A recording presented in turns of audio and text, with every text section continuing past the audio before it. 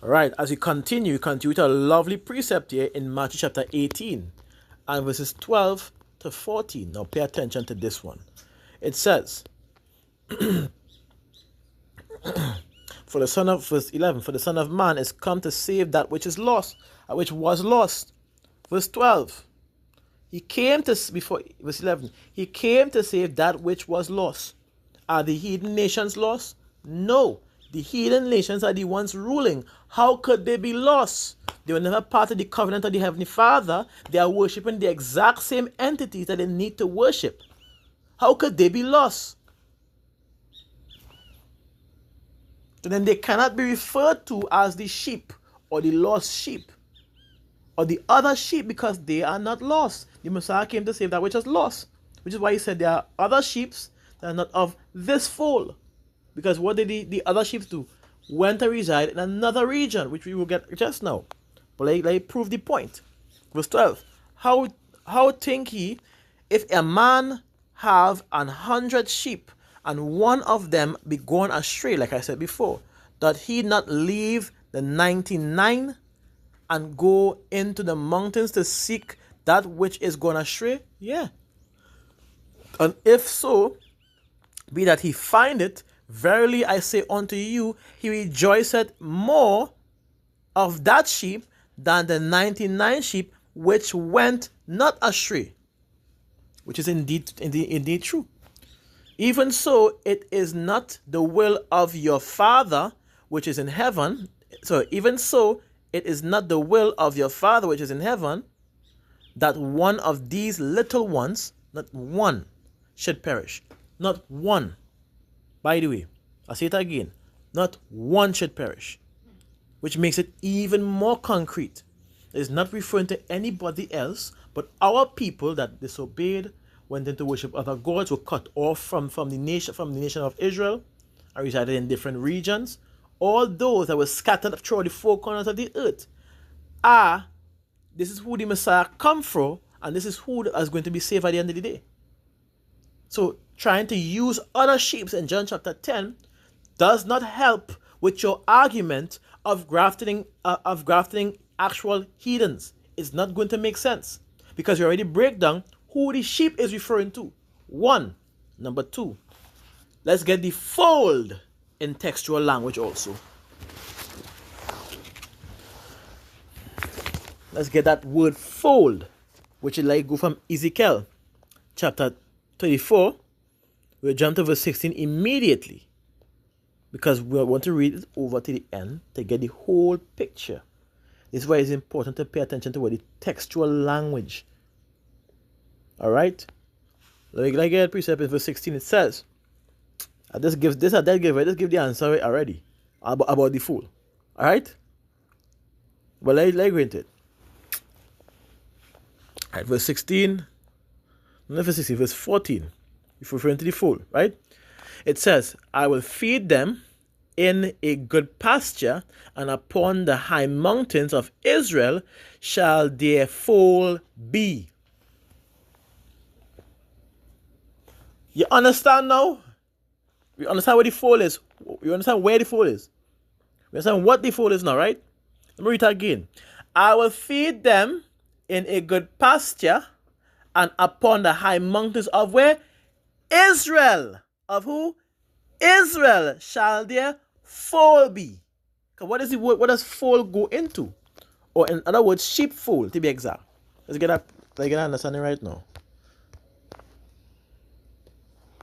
Sheepfold.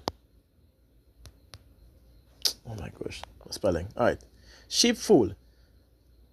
An enclosure for keeping sheep. Simple. Now fold. Now the thing, if it don't have it, then I guess I know they'll get some fold clothes or something. I don't know. Let me check.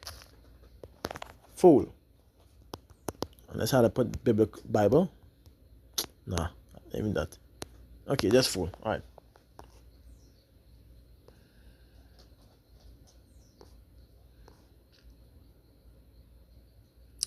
To fail, to collapse, to disband, double, to lay together, overlap. To enclose in a fold of material, Very clear. That's what we're looking for, a sheepfold, which the fold gives the exact same answer as the sheepfold would have given, right? So we understand what the fold is. It's an enclosure or a place that is designed to home sheep. So if Israel is the sheepfold, how and where did the other sheep come from? And this is what we're going to give you the answer to. So let's go back now. But before that, like our next precept, referring to the fold or the sheepfold. Psalms chapter 78. Before we go into the main topic, Psalm 78 and verses 70. Straight to the point. And it says, let me go from verses 67. Moreover, he refused the tabernacle of Joseph, and chose not the tribe of Ephraim, but he chose the tribe of Judah, the Mount Zion, which he loved, and he built his sanctuary like high palaces, like the earth which he had established forever. Verse 70. He chose David also, his servant, and took him from the sheepfolds. So the sheepfolds or the folds, where did he took David from? So then who would David be? Very, very clear. From Judah. Direct line. Which many of these Christians like to say, David was a white man. He was ruddy. And that good, no, he was ruddy, which means the same thing as red. So he would have had to be an Edomite. Nope. Two answers for one question. Sheepfold and who David really is. Where he come from. What line did he come from? Which we're supposed to know at the end of the day. People don't like to read. So, hopefully I like get into the main topic, right? So, the mountains of Israel shall their fold be. David was taken or chosen from that sheepfold, right? So let's go into some more information about it.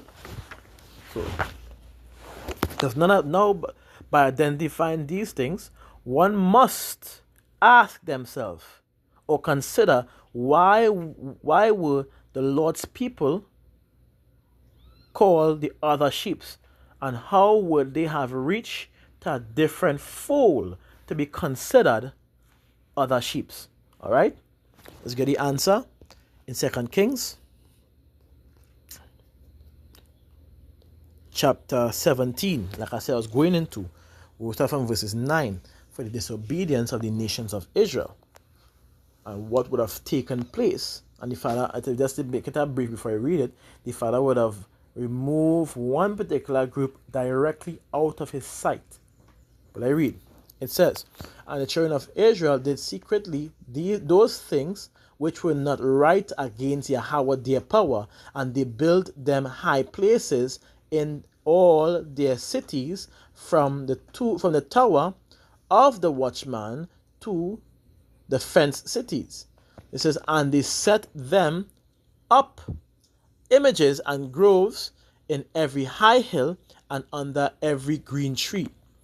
And there they burnt incense in all the high places, as did the heathen whom Yahweh carried away before them, and wrought wicked things to provoke Yahweh to anger.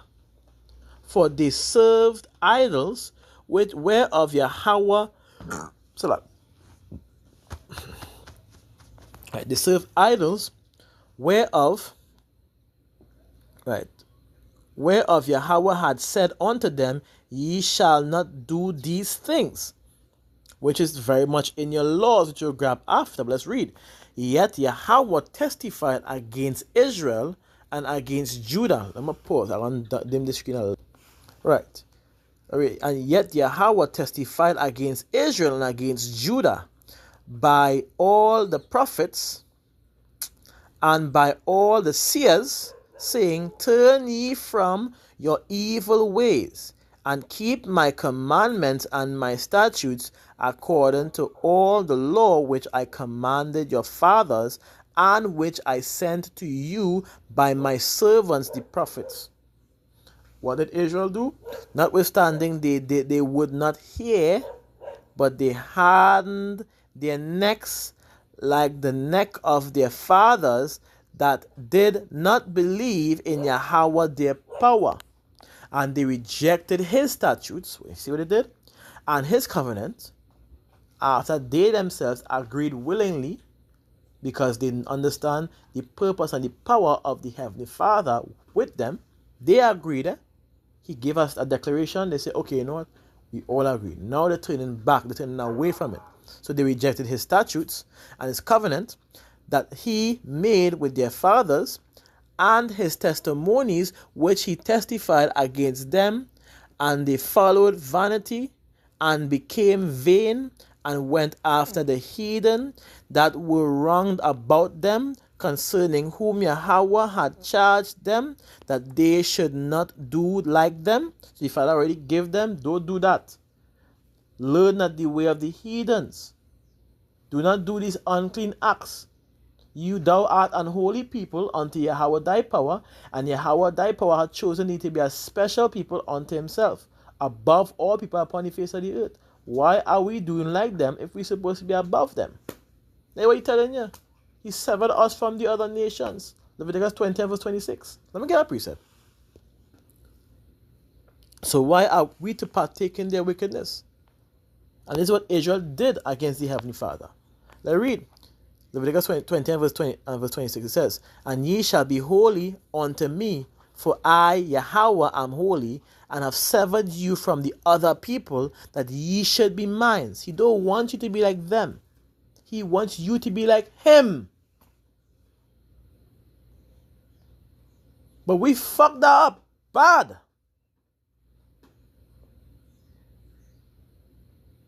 So we're getting it back in this time, soon coming after this time, but we messed it up.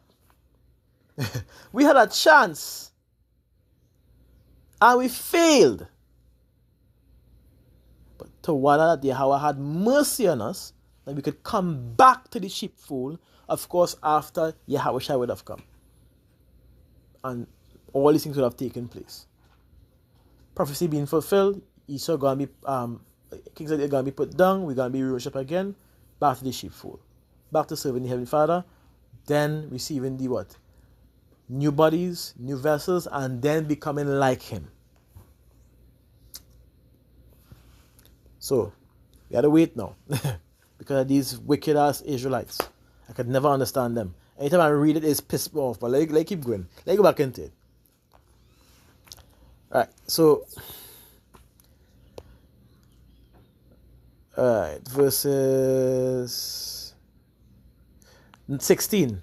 And it says, and they left all the commandments of Yahweh their power, and made them molten images, even 2 calves, and made a grove, and worshipped all the host of heaven, and served Baal. And they caused their sons and their daughters to pass through the fire.